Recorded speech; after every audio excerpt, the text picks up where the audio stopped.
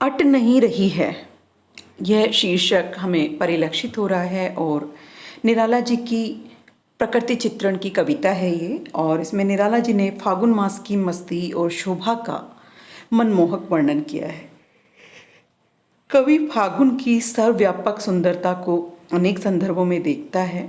हर जगह फागुन की शोभा ऐसे बिखरी हुई है कि वह समाये नहीं समा पा रही है, वह बाहर ही झलक रही है एक तरह से।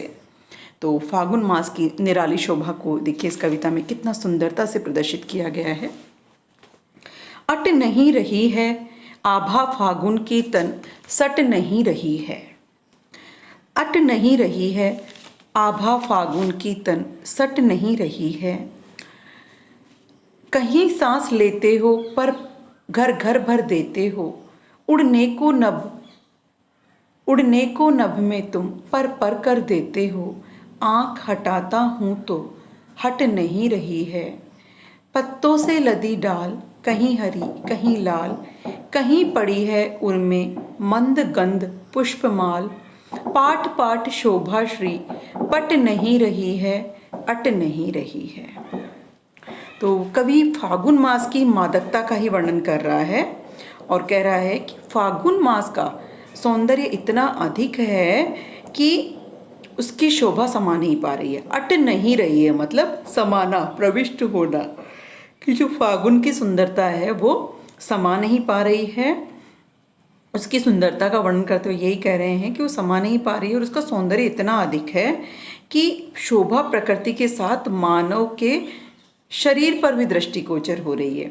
आभा फागुन की तन सट नहीं रही है मतलब मानव मन पर भी, मानव तन पर भी दृष्टिगोचर हो रही है।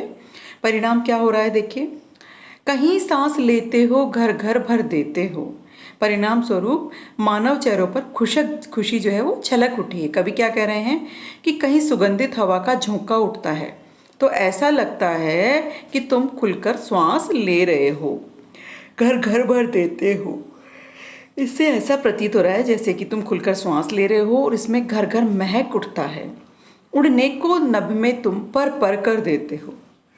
तुम वातावरण में ऐसी मादकता भर देते हो कि मन रूपी जो पक्षी है वो कल्पनाओं के पंख लगाकर उन्मुक्त गगन में उड़ने के लिए आतुर हो उठता है।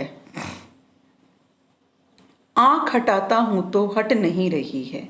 कवि सर्वत्र फागुन के जो फैला हुआ सौंदर्य है उसके दर्शन करता है और उसकी आँखें इस फैले हुए सौंदर्य को देख करके जो है अघाती नहीं है, एक तरह से वो और देखना चाहती है, इसलिए वह दृष्टि को हटा ही नहीं पाता है। आँख हटाता हूँ तो हट नहीं रही है।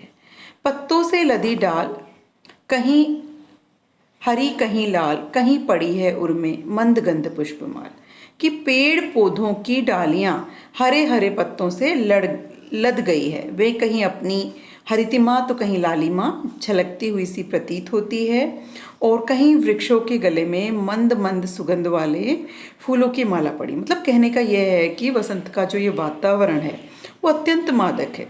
वृक्षों की डालियां एवं सुगंधित पुष्प खिल गए हैं और अपनी मंद मंद सुगंध को चारों ओर फैला रहे हैं। पाट पाट शोभा श्री पट नहीं रही है। जगह जगह सौंदर्य राशि इतनी अधिक खिल उठी है कि वह समा नहीं पा रही है, वह सब जगह प्रकट हो रही है। तो देखिए कितनी सुंदर प्रकृति चित्रण की कविता है और फागुन की सुंदरता, मादकता, वसंत ऋतु का मनमोहक वातावरण कवि ने बहुत ही सुंदर शब्दों में और विशुद्ध प्रकृति चित्रण के रूप में और प्रकृति के मानव मन पे प्रभाव के रूप में यहाँ व्यक्त किया है। धन्यवाद।